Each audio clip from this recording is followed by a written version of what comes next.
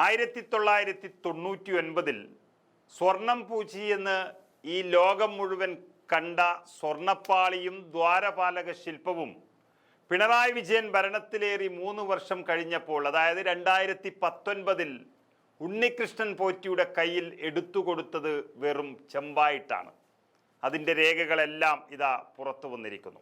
അങ്ങനെ വരുമ്പോൾ ശബരിമല സ്വർണപ്പാളി വിവാദത്തിൽ നുണകളെല്ലാം പൊളിച്ചു കളഞ്ഞിരിക്കുകയാണ് ഈ രേഖകൾ. ശബരിമലയിലെ ദ്വാരപാലകരുടെ ശില്പത്തിൽ 99 സ്വർണം പൂശി എന്ന് ദേവസ്വത്തിൻ്റെ രജിസ്റ്ററും മഹസറുമെല്ലാം വളരെ വ്യക്തമായി പറയുന്നു. 99 മെയ് 4-നാണ് ദ്വാരപാലക ശില്പത്തിൽ സ്വർണം പൊതിഞ്ഞത് എന്നാണ് ഈ രേഖകളിൽ പറയുന്നത്.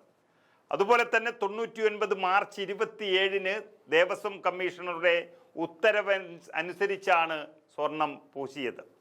വീണ്ടും സ്വർണം പൂശാൻ വേണ്ടിയാണ് 2019 ഉണ്ണികൃഷ്ണൻ പോറ്റിക്ക് അത് എടുത്തു കൊടുത്തത്.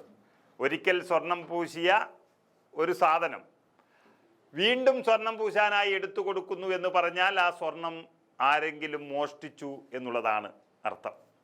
ഇത് ഹൈക്കോടതിയുടെ കണ്ടെത്തലാണ്. ദേവസ്വം വിജിലൻസ് കണ്ടെത്തി നൽകിയ രേഖകളിലൂടെയാണ് ഇക്കാര്യം സ്ഥിരീകരിച്ചിരിക്കുന്നത്. ഇതോടെ ചെമ്പെന്ന ഉണ്ണികൃഷ്ണൻ പോറ്റിയുടെ വാദം പൊളിയുന്ന സാഹചര്യത്തിൽ യഥാർത്ഥ കള്ളന്മാർ വലയിൽ വീണിരിക്കുകയാണ്. ദ്വാരപാലക ശില്പത്തിൽ സ്വർണം പൂശിയിരുന്നതായി നിർണായക മൊഴിയും പുറത്തു വന്നു കഴിഞ്ഞു.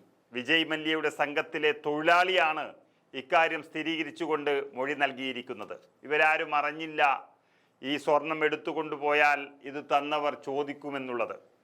ദൈവത്തിന് നൽകിയത് വീണ്ടും അവർ ചോദിക്കാൻ വരില്ല, അല്ലെങ്കിൽ തെളിവ് നൽകാൻ വരില്ല എന്ന് ധരിച്ചു കാണും ഈ കള്ളപ്പണിയെടുത്തവർ. 2 ശില്പങ്ങളിലായി 800 ഗ്രാം സ്വർണം പൂശിയിരുന്നുവെന്നും ചെന്നൈ JJN ജ്വല്ലറി ജീവനക്കാരാണ് ഈ ജോലി ചെയ്തതെന്നും അതിൽ വെളിപ്പെടുത്തലിൽ പറയുന്നു.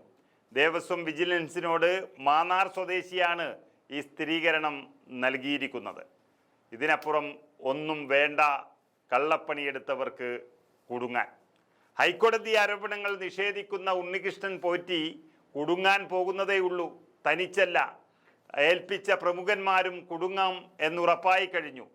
തന്നത് ചെമ്പുപാളിയാണെന്നും ദേവസ്വത്തിൻ്റെ രേഖകളിലും അതാണ് രേഖപ്പെടുത്തിയിട്ടുള്ളത് എന്നുമാണ് ഉണ്ണികൃഷ്ണൻ പോറ്റി മാധ്യമങ്ങളോട് പറഞ്ഞത്. അത് തന്നെയാണ് വേണ്ടത്.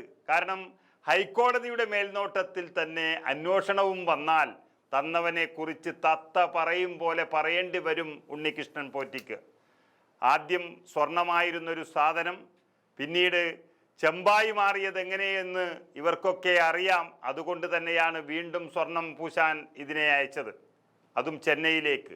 അപ്പോൾ പറയേണ്ടി വരും ഇതിനിടയിൽ വെച്ച് ആ സ്വർണത്തിന് എന്തു പറ്റി എന്നുള്ളത്. ഇത് പച്ചക്ക് നടന്നൊരു സ്വർണ്ണക്കള്ളക്കടത്താണ് എന്നുള്ളതിൽ യാതൊരു സംശയവുമില്ല. എന്നാൽ ഇതുവരെ നടന്ന സ്വർണ്ണക്കള്ളക്കടത്ത് പോലെയല്ല ഇത്.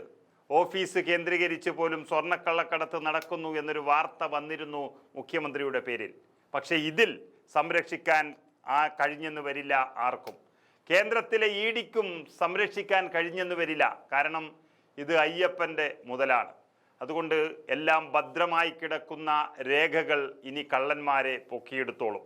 അതും കോടതിയുടെ മേൽനോട്ടത്തിൽ തന്നെയാകുമ്പോൾ കുറച്ച് കാഠിന്യമേറും എന്നുറപ്പായി കഴിഞ്ഞു.